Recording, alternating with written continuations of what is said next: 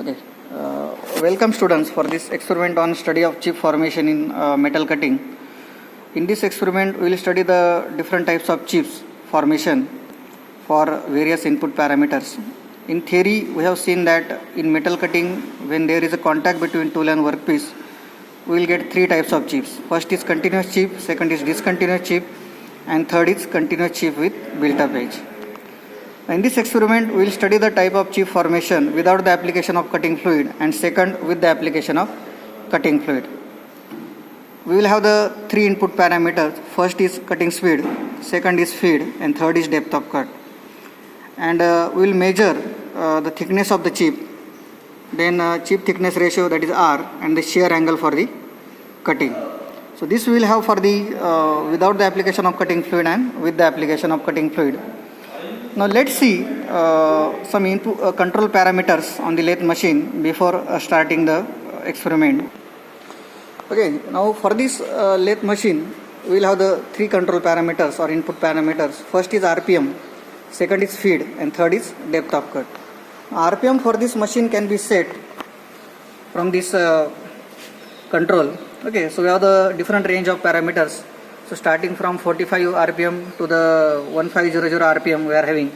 So we can set the different RPM on this machine.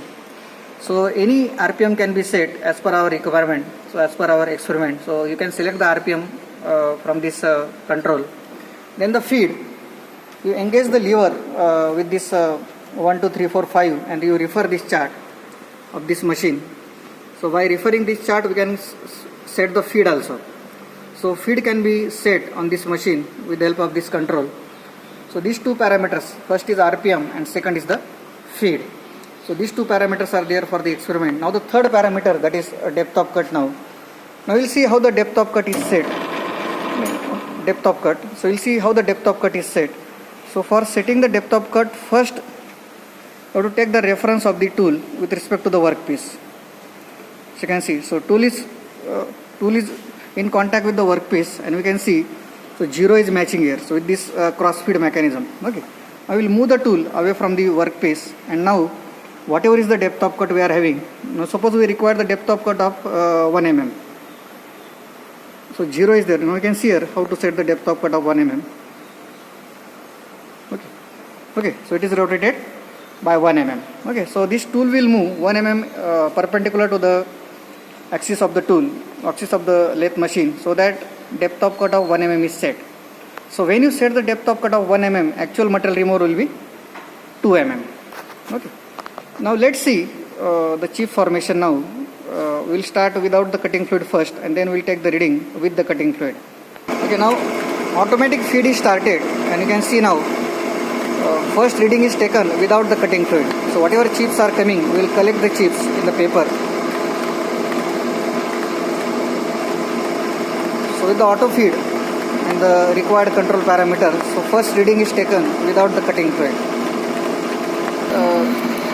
Now we will take the reading with cutting fluid with the same input parameters. Now you can see that chips are coming with cutting fluid and we will take the reading of these chips for the with cutting fluid now. The input parameters are same, just we have changed the application with the application of cutting fluid. Now with this instrument, so this is a dial gauge vernier, we are going to measure the thickness of the chip, that is chip thickness after cutting. Now the least count of this instrument is 0.05 mm and with this instrument we are going to measure the chip thickness. Okay. Now you take the chip and measure the thickness. So you can see here the chip thickness, we got the chip thickness reading. Okay. Okay. So this is 0.6 mm. Okay. Thickness of the chip is 0.6 mm. So this you have to measure for both the chips without cutting fluid and with cutting fluid.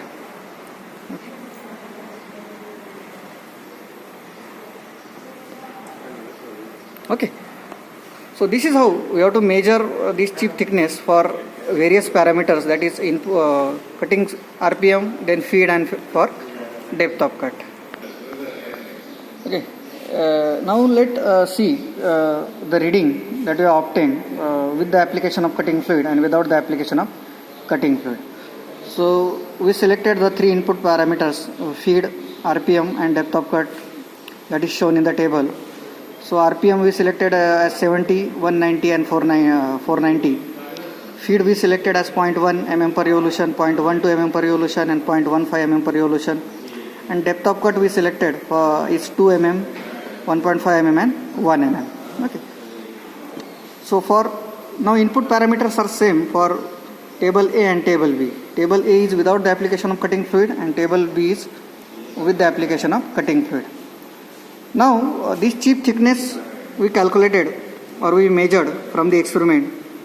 We can see that. So T2. So we measure this T2 with the help of dial gauge vernier, and T1 is the chip thickness before cutting. So feed is considered as T1, that is the chip thickness before cutting.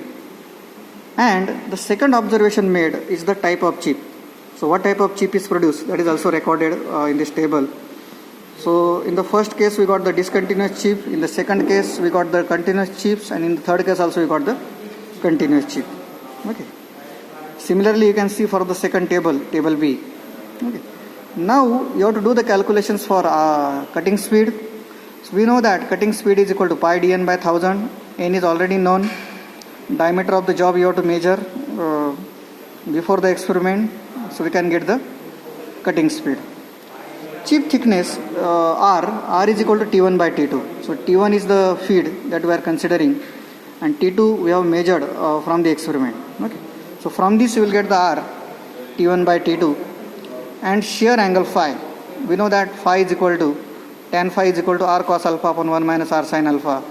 So we can get the phi as tan inverse of r cos alpha upon 1 minus r sin alpha. Now what is the importance of this experiment? Okay, higher the value of chip thickness ratio, that is R, T1 by T2, better is the cutting conditions. And we know that R will never exceed 1. Maximum value of R is 1. So more close the value of R to the 1, we have the better cutting conditions. Okay. So suppose we are getting 0.99, 0.98, then the cutting conditions are very good. If you are getting 0.4, 0.3, then cutting conditions are not good. So we can check whether your cutting conditions are selected properly or not based on this chip thickness ratio, that is R. So maximum the value of R, better will be your cutting conditions that you have selected for your cutting. So from this experiment we can see that what cutting conditions will be considered for our input parameters for the required job, and secondly what are the different types of chips produced.